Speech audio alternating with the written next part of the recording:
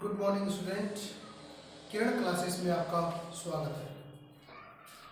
पहले हमने बहुत सारी लाइव क्लासेस ली और जिनके अंतर्गत आपको मैंने एम्ब्रियोलॉजी के बारे में बताया और उम्मीद करता हूँ कि आपने अब तक चैनल को यदि सब्सक्राइब नहीं किया है तो ज़्यादा से ज़्यादा सब्सक्राइब करें और अपने दोस्तों को बताएं ताकि उन्हें भी इन ऑनलाइन क्लास का पता लग सके।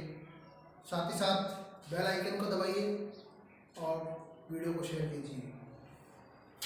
आज मैं आपको जीव विज्ञान का लेसन नंबर 30 कंकाल तंत्र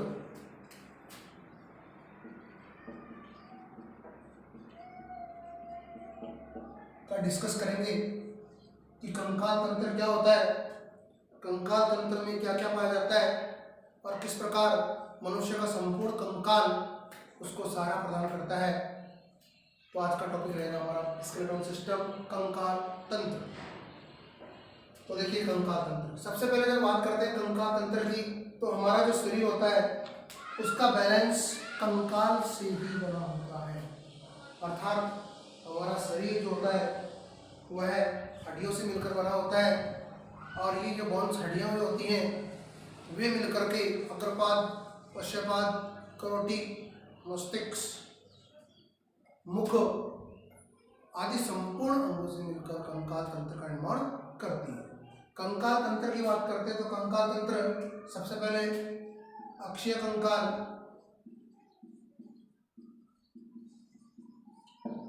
अक्षीय कंकाल की बात करते हैं तो मस्तिष्क और मेरुरज्जु,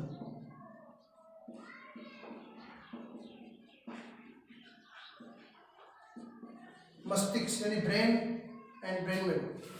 मस्तिष्क की हम बात करते हैं, मस्तिष्क जो हमारा ये सर होता है, खोपड़ी जिसे कहते हैं, ये जो सर होता है इसके 3 भाग होते हैं, अग्रभाग, मध्य भाग और पश्चिम भाग। यानी अग्र मस्तिष्क,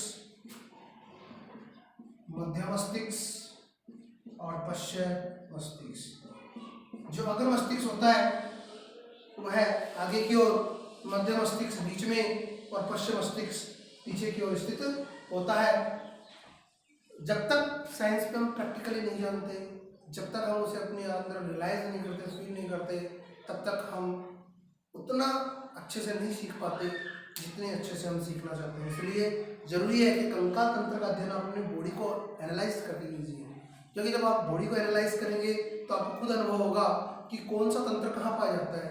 मैं कहूँ साहब अक्षीय कंकाल तंत्र है साहब, अब अक्षीय कंकाल तंत्र यानी अक्ष का निर्माण करें। This is homogeneous axis so that brain is divided in 3 part, अग्र मस्तिष्क, मध्य मस्तिष्क और पश्चिम मस्तिष्क। अग्र मस्तिष्क की बात करें तो प्रमस्तिष्क जो कि हमारे सोचने, समझने और विचार करने की क्षमता को प्रकट करता है, अर्थात हमें सोचने विचारने की क्षमता को डेवलप करता है। इसके बाद मध्य मस्तिष्क जिसमें आपका थैलेमस और हाइपोथैलेमस, पीयूष ग्रंथि का नाम आपने सुना होगा। पीयूष ग्रंथि एक प्रकार की अंतःस्रावी ग्रंथि है जिसे मास्टर ऑफ ग्लैंड कहते हैं, यानी कि सभी ग्रंथियों का master, this is Piyush gland. तो दैट यहाँ पर हम बात करते हैं थैलेमस और हाइपोथैलेमस की। अब जो पीयूष ग्रंथि होती है उसका नियंत्रण कौन करता है, तो उसका नियंत्रण करता है हाइपोथैलेमस, हाइपोथैलेमस। और एक होता है थैलेमस और एक होता है हाइपोथैलेमस। यानी पीयूष ग्रंथि किसके द्वारा नियंत्रित की जाती है, हाइपोथैलेमस के द्वारा। बात करते हैं पीयूष ग्रंथि की संरचना की, तो सामान्यतः पीयूष ग्रंथि की जो संरचना होती है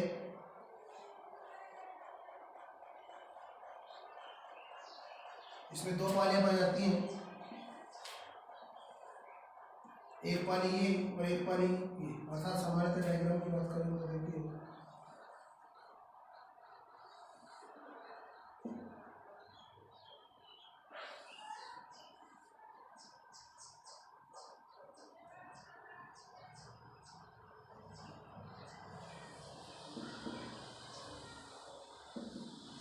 इस प्रकार ये होती है अग्रपाली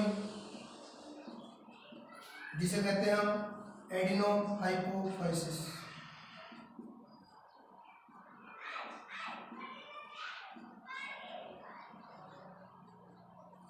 और ये होती है आपकी पश्चपाली, जिसे कहते हैं न्यूरो हाइपोफाइसिस। और यहाँ पर पाया जाता है अपना हाइपोथैलेमस। कौन सा thalamus? Hypothalamus. So now that we discuss about the hypothalamus, is endohypophysis and neurohypophysis divided to pituitary gland is divided to parts, अग्रपाली और पश्चपाली। आगे बढ़ते हुए हम बात करते हैं तंत्र की, कंकाल तंत्र की। तो पश्च मस्तिष्क में यहाँ अपना मेडुला ऑब्लिंगेटा पाया जाता है, जो कि अंत में हमारा जो ये जो मेरुदंड होता है, मेरुरज्जु होता है यहाँ पर, जो जिसे कहते हैं बोन मेरो, जो कि पीछे की तरफ कशरुप दंड, जो कि हमारे शरीर को संतुलित और सीधा खड़ा करने में सहायक होता है। तो इस प्रकार अग्र मस्तिष्क, मध्य मस्तिष्क और पश्चिम मस्तिष्क। मस्तिष्क के बाद हम बात करते हैं मेरुरज्जु की। मेरुरज्जु, इसमें एक होती है प्रतिवर्ती क्रिया और एक होता है प्रतिवर्ती चाप। 10th क्लास में आपने देखा होगा कि जब हम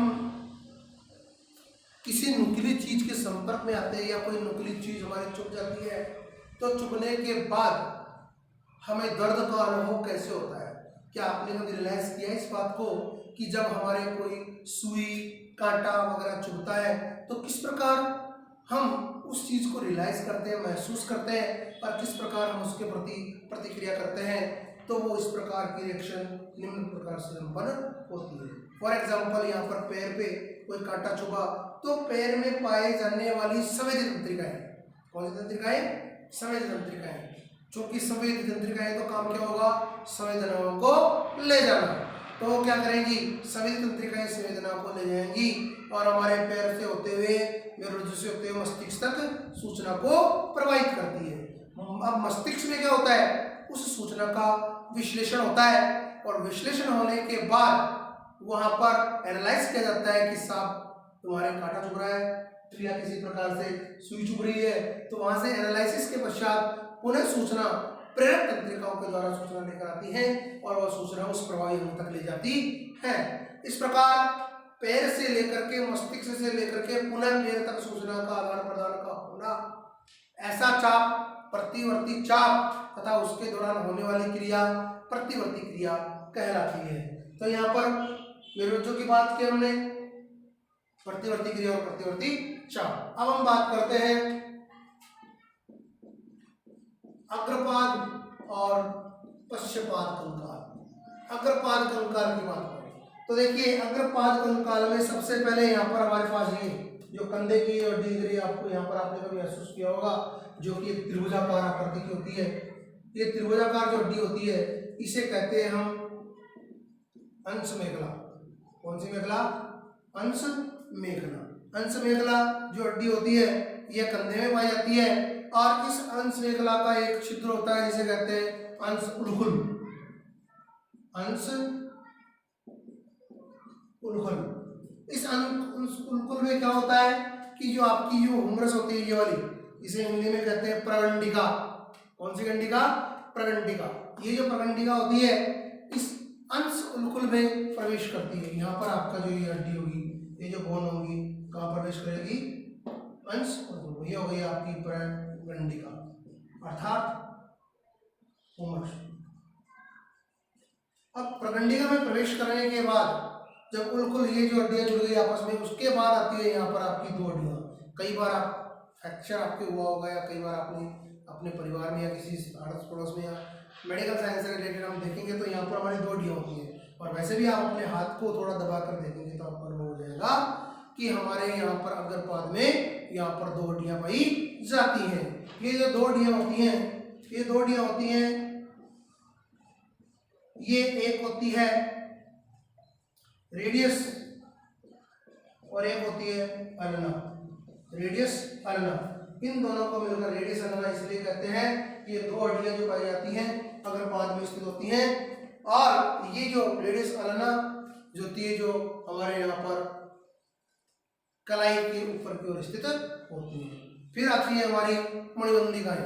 मणिबंधिकाएं अर्थात यहाँ पर हाथ की अस्थियां जो होती हैं, और हमारा अंगुली सूत्र की बात करें, यहाँ पर वही हमारी मणिबंधिकाएं 5 अस्थियां, कितनी अस्थि? 5 अस्थि।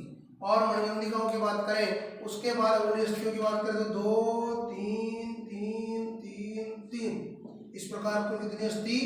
14 अस्थि। यानी कि अंगूठे में एक अस्थि ये ऊपर वाली, ये देखिए 2 तो इसमें पाई जाती है, 1 2 3 1 2 3 1 2 3 1 2 3 3 3 3 3 3 4 12 और 2 14, इस प्रकार कुल अस्थियों की संख्या होती है हमारे पास 14। ये हो गया आपका गर्भपात। तो आप ध्यान देंगे, ये हो गई आपकी अंशमेखला, ये हो गई आपका करंडिका, ये हो गई आपकी रेडियस अल्ना, और ये हो गई आपकी मणिबंधिका, और ये हो गई आपकी अंगुली अस्थियां। इसके बाद अंगुली अस्थियों के बाद हम बात करते हैं, फिर आता है हमारा पश्चपाद। कौन सा पाद? पश्चपाद। पश्चपाद में हम बात करें तो जो बैक फुट होता है, this you see, you can see in this video. तो ये पश्चपाद होता है, इसमें सबसे पहले यहाँ पर जो कुल्ले की हड्डी होती है जिसे हम कहते हैं, ये होती है हमारी श्रोणी मेखला। कौन सी मेखला? श्रोणी मेखला। ये जो श्रोणी मेखला होती है, इसमें एक छिद्र पाया जाता है, उस छिद्र को कहते हैं श्रोणी अलखल। क्या कहते हैं? श्रोणी अलखल। और ये श्रोणी अलखल होता है, इसमें फिट होता है आपका शरीर की सबसे बड़ी हड्डी। कौन सी होती है? फीमर। कौन सी हड्डी होती है? फीमर। तो सबसे पहले ये तो आपकी अंशमेखला हो गई, सॉरी श्रोणी मेखला, और श्रोणी मेखला में ये उर्कुल में दशा हुआ आपका फीमर। और फीमर के बाद जो 2 अस्थियां होती हैं, एक होती है टिबिया और एक होती है फिबुला, जो कि यहाँ स्थित होती है। एक टिबिया और एक फिबुला, टिबिया फिबुला मिलकर के फीमर से जुड़ी होती है। अंत में आपकी आ गई यहाँ पर कटिबंधिकाएं, जिसमें आपका हो गया अंगुली अस्थियां। अंगुली अस्थियों की बात करें तो वही अंगुली सूत्र 2 3 3 3 3, इस प्रकार आपका संपूर्ण कंकाल तंत्र। कंकाल तंत्र के कार्य शरीर को सहारा प्रदान करना, शरीर की विभिन्न प्रकार की जैविक क्रियाओं में सहायता करना, शरीर को स्थिर रखना, शरीर को संतुलित रखना, विभिन्न प्रकार की जैविक क्रियाओं में सहायक होना। इस प्रकार एक संपूर्ण कंकाल तंत्र न केवल जीव के लिए, संपूर्ण शरीर संचालन के लिए महत्वपूर्ण कार्य करता है। आपसे उम्मीद करता हूँ कि आपको वीडियो अच्छा लगा होगा। आप ज़्यादा से ज़्यादा सब्सक्राइब करें, लाइक करें और शेयर करें। Thank you so much.